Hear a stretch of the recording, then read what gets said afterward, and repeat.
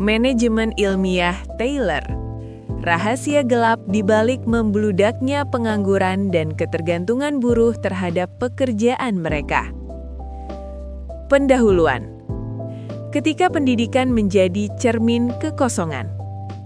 Bayangkan, seorang sarjana kimia lulus dengan IPK 3,8 dari universitas ternama. Namun ketika ditanya cara membuat sabun sederhana dari minyak kelapa dan soda api, ia kebingungan. Atau seorang lulusan biologi yang mampu menjelaskan siklus Krebs dengan lancar, tetapi tidak tahu bagaimana menanam pohon mangga agar tumbuh subur. Bahkan tidak tahu kapan musim tanam yang tepat. Di permukaan, ini tampak seperti ironi kecil dalam dunia pendidikan modern. Namun jika kita gali lebih dalam, fenomena ini bukan sekedar kelucuan akademis, melainkan gejala struktural dari sebuah sistem yang secara sistematis memutus hubungan antara pengetahuan, keterampilan praktis, dan otonomi manusia atas pekerjaannya. Di balik keanehan ini, bersembunyi rahasia gelap abad industri modern. Manajemen ilmiah Taylor atau Taylorisme, sebuah doktrin manajerial yang lahir di akhir abad 19 yang tidak hanya mengubah cara pabrik bekerja, tapi juga berancang ulang seluruh arsitektur pendidikan, ekonomi, dan bahkan jiwa manusia modern. Taylorisme bukan hanya soal efisiensi. Ia adalah proyek ideologis untuk memastikan bahwa pengetahuan tetap menjadi monopoli elit, sementara massa, meski semakin terdidik, tetap menjadi eksekutor pasif dalam mesin produksi global. Artikel ini akan mengupas bagaimana Taylorisme, yang awalnya dirancang untuk pabrik baja dan perakitan mobil, kini telah menyusup ke ruang kelas, kantor, platform digital, bahkan ke dalam kepala para sarjana, menciptakan generasi buruh terdidik yang tahu banyak hal, tapi tidak bisa melakukan apa-apa yang bermakna. Kita akan melihat bagaimana fenomena seperti sarjana kimia tak bisa buat sabun atau sarjana pertanian tak bisa menanam padi bukanlah kegagalan individu, melainkan keberhasilan sistem dalam menciptakan tenaga kerja yang mudah dikendalikan, mudah diganti, dan takut berpikir sendiri. Bab 1. Taylorisme, revolusi yang menghancurkan jiwa pekerja. 1.1. Asal-usul Taylorisme, efisiensi sebagai agama baru.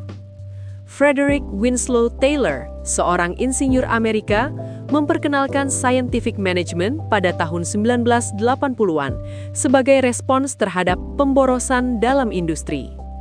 Baginya, pekerja tradisional yang seringkali merupakan pengrajin terampil terlalu otonom. Mereka menentukan kecepatan kerja, metode, bahkan desain produk. Taylor menganggap ini tidak efisien. Solusinya radikal. Pisahkan pikiran dari tangan. Dalam sistem Taylor, manajer bukan pekerja yang merancang setiap gerakan.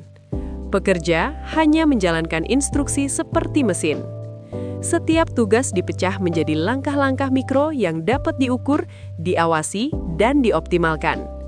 Hasilnya, produktivitas meningkat drastis. Tapi harga yang dibayar mahal.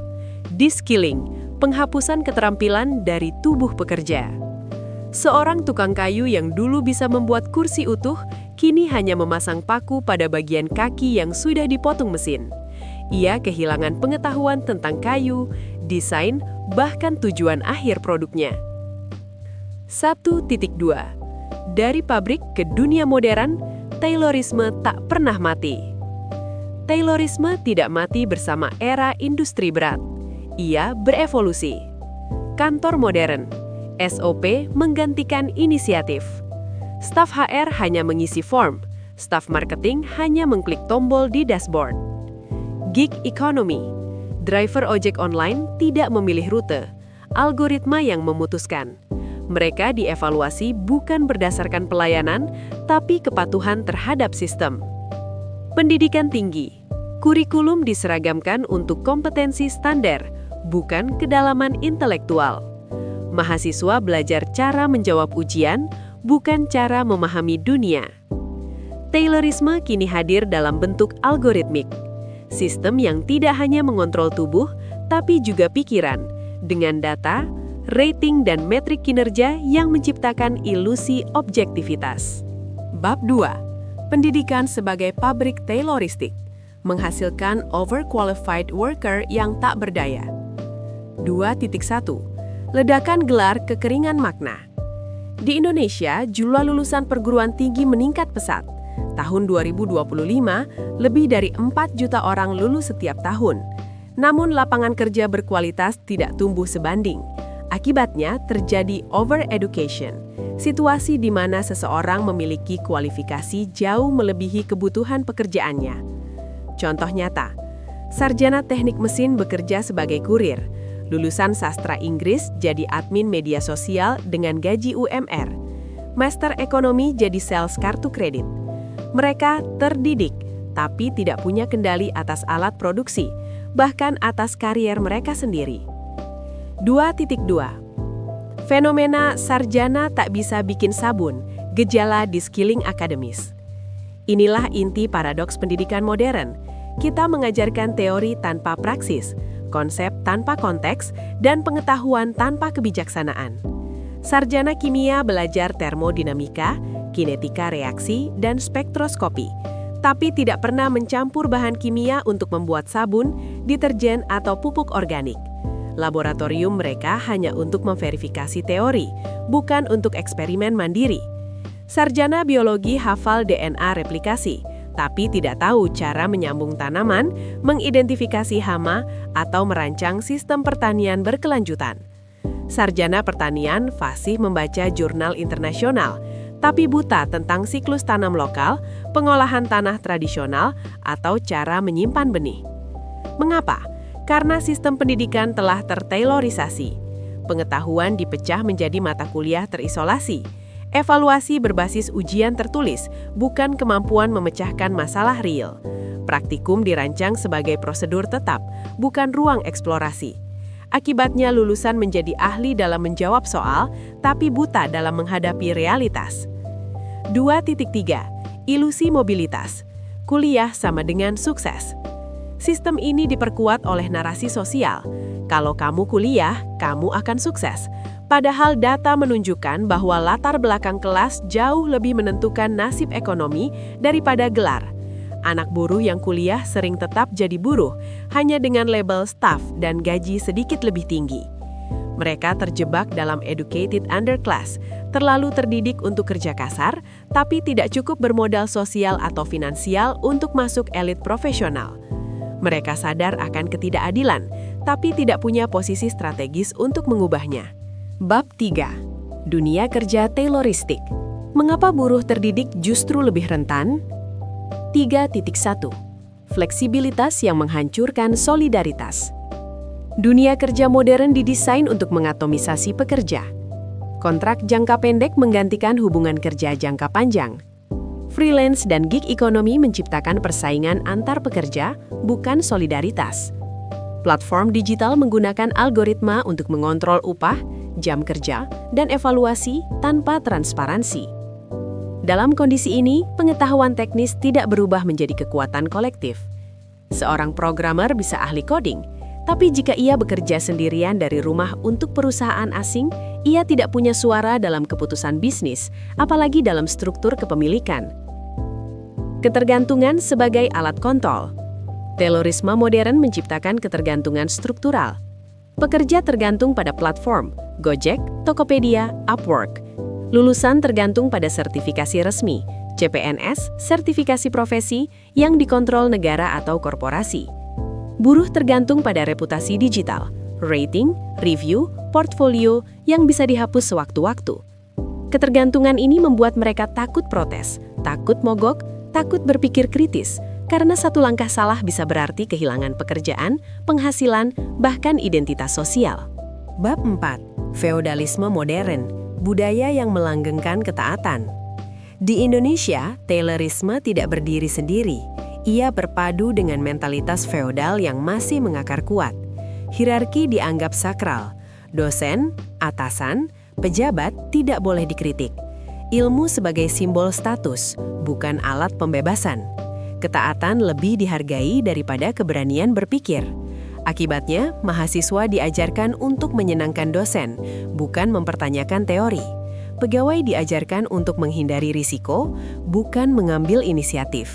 Dan masyarakat menghargai gelar dan jabatan, bukan integritas atau kontribusi nyata. Inilah yang membuat fenomena sarjana tak bisa bikin sabun tidak dianggap masalah, karena yang penting adalah sertifikat, bukan kemampuan. Bab 5. Jalan keluar. Menuju pendidikan yang membebaskan. Untuk mengatasi krisis ini, kita butuh lebih dari sekedar peningkatan kualitas pendidikan. Kita butuh revolusi epistemologis dan budaya. 5.1. Kembalikan praksis ke pusat pendidikan. Laboratorium harus jadi tempat eksperimen, bukan verifikasi. Tugas akhir harus memecahkan masalah real di masyarakat. Mahasiswa pertanian harus magang di kebun, bukan hanya di kantor dinas. 5.2. Lawan logika Taylor di tempat kerja. Dorong model co-determination seperti di Jerman. Pekerja duduk di dewan direksi. Bangun serikat pekerja berbasis pengetahuan teknis, tolak algoritma otoriter, tuntut transparansi dan partisipasi. 5.3. Hancurkan feodalisme intelektual. Kritik harus jadi nilai dasar akademik. Gelar harus diukur dari kontribusi, bukan kehadiran atau kepatuhan. Bangun budaya yang menghargai keberanian berpikir, bukan sekedar kepatuhan. Bab 6. Wajah suram Indonesia. Krisis literasi, fatherless, dan degenerasi intelektual. Jika Taylorisme adalah mesin yang menghancurkan keterampilan, maka kondisi sosial budaya Indonesia hari ini adalah bahan bakar yang mempercepat kehancuran tersebut.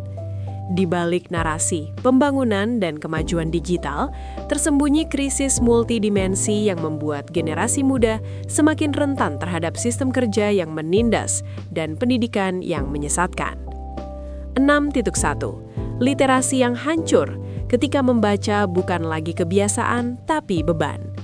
Meski angka melek huruf atau literacy rate secara formal mencapai 96,67% pada 2025, realitas fungsionalnya jauh lebih suram. PISA 2022 menempatkan Indonesia di peringkat 73 dari 81 negara dalam kemampuan membaca, dengan skor rata-rata hanya 358,57, bahkan menurun dari 370,656 pada 2018. Lebih mengkhawatirkan, hanya 5% siswa Indonesia yang mencapai level 5 atau 6 dalam tes Creative Thinking PISA dialah di bawah rata-rata OECD sebesar 27%. Ini bukan sekadar soal angka, ini adalah cerminan dari budaya anti-literasi. Anak muda lebih nyaman menonton video 15 detik daripada membaca buku tebal. Mahasiswa lebih suka mencari ringkasan di TikTok daripada membaca sumber primer. Akibatnya, kemampuan berpikir kritis, analitis, dan imajinatif yang dibutuhkan untuk melawan logika Tayloristik semakin langka. 6.2. IQ rendah dan stunting, warisan kemiskinan yang menghambat potensi kognitif. Data dari BKKBN dan berbagai studi menunjukkan bahwa rata-rata IQ anak Indonesia berada di angka 78,49.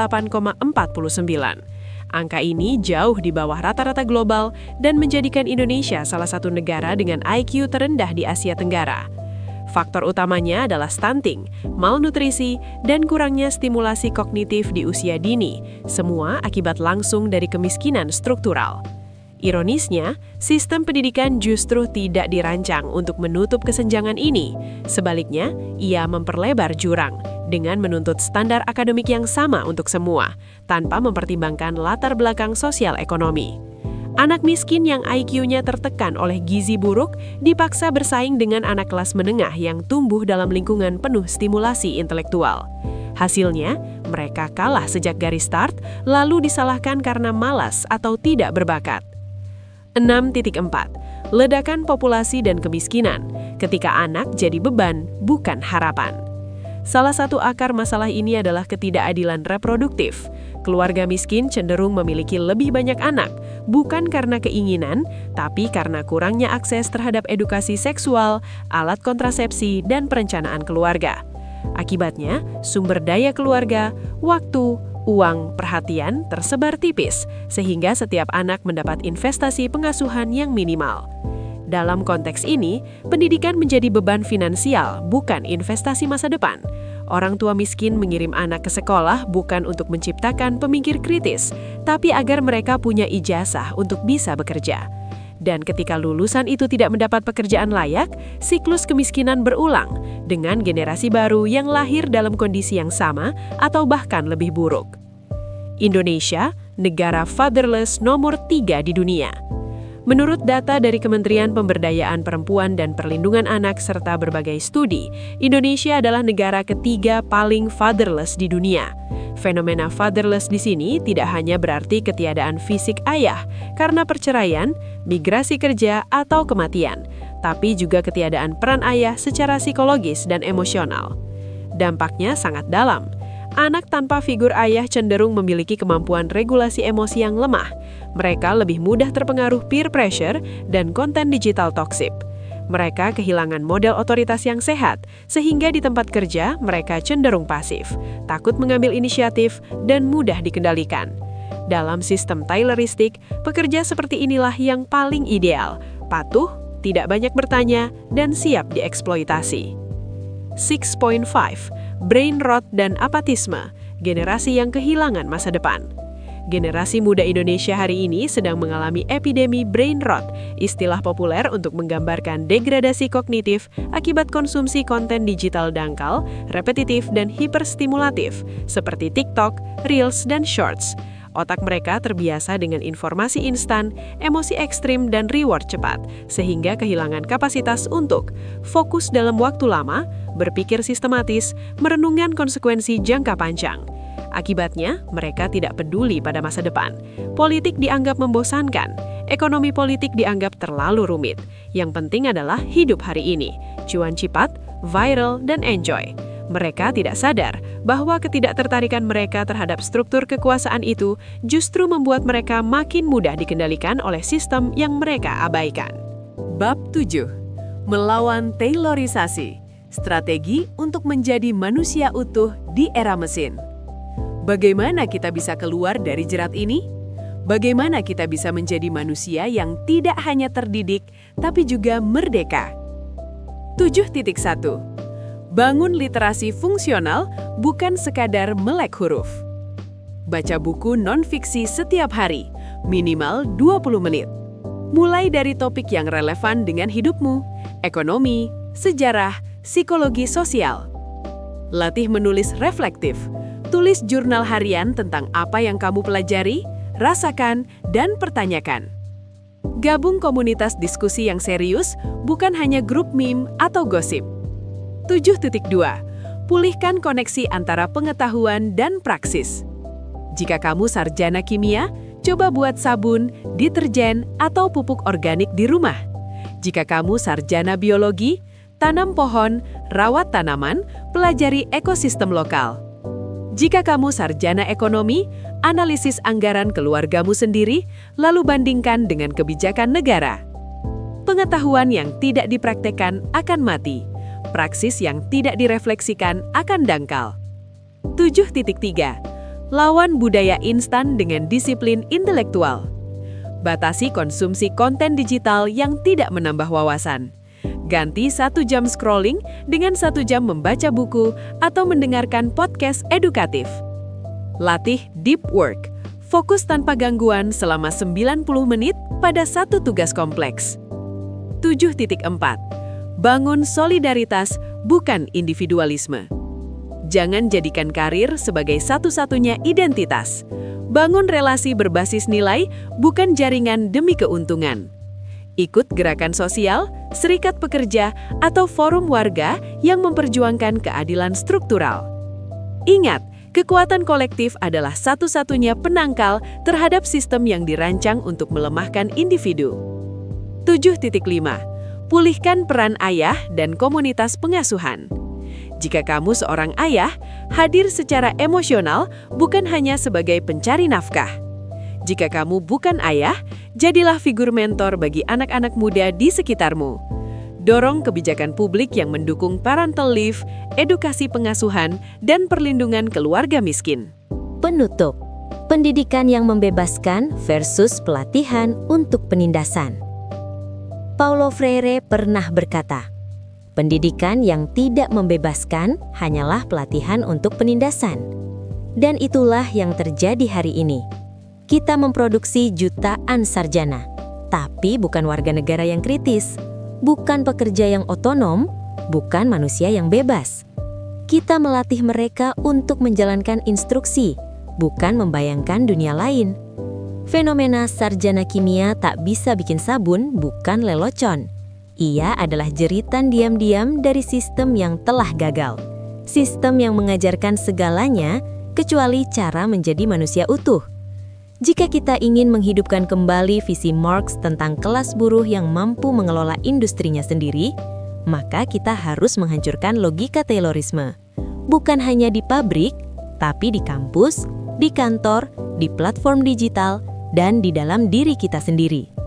Karena selama pikiran tetap milik bos dan tangan milik buruh, maka seberapapun terdidiknya kelas buruh, mereka tetap akan menjadi mesin yang pandai berpura-pura manusia, bukan manusia yang bebas mengatur nasibnya sendiri. Bukan pengetahuan yang membebaskan, tapi pengetahuan yang dipraktikkan secara kolektif dan kritis. Krisis Indonesia bukanlah krisis kecerdasan, tapi krisis makna. Kita punya jutaan sarjana, tapi sedikit sekali orang yang tahu mengapa mereka belajar, untuk siapa mereka bekerja, dan apa yang ingin mereka ubah di dunia.